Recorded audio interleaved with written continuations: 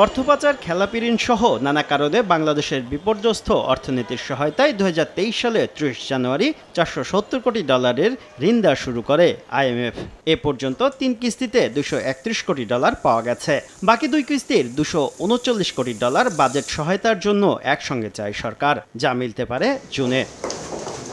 চতুর্থ ও পঞ্চম কিস্তি একসঙ্গে ছাড়ের আগে বিভিন্ন শর্ত পালনের অগ্রগতি দেখতে আগামী শনিবার ঢাকায় আসছে আইএমএফের একটি দল। ঋণ পেতে মুদ্রা বিনিময় হার বাজার ভিত্তিক করা, জিডিপির 0.5% হারে বাড়তি রাজস্ব আদায়, বিদ্যুতের দাম বাড়ানো সহ বেশ কিছু শর্ত রয়েছে। জানিয়ে 6 এপ্রিল থেকে টানা 2 সপ্তাহ সরকারের বিভিন্ন দপ্তরের সঙ্গে বৈঠক করবেন তারা। তবে এসব শর্ত বাস্তবায়নে এই মুহূর্তে কতটা প্রস্তুত সরকার?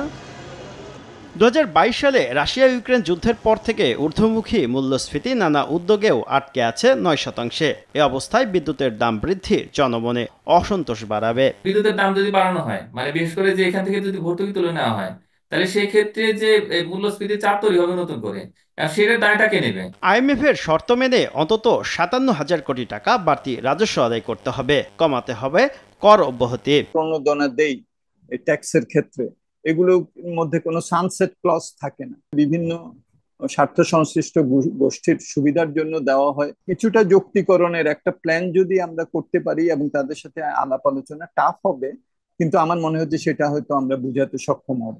ক্রলিং পেগ পদ্ধতিতে বিনিময় হার নির্ধারণ করায় হু করে বাড়তে থাকা ডলারের দাম আপাতত 122 টাকায় স্থিতিশীল। এবার আইএমএফ চায় এই পদ্ধতি থেকে বের হোক বাংলাদেশ, যার সঙ্গে একমত নন খোদ অর্থ উপদেষ্টা। হঠাৎ করে ছেড়ে দিলে শ্রীলঙ্কার মতো হয়ে গেলে, পাকিস্তানের মতো হয়ে গেলে তো বিপদে পড়বে।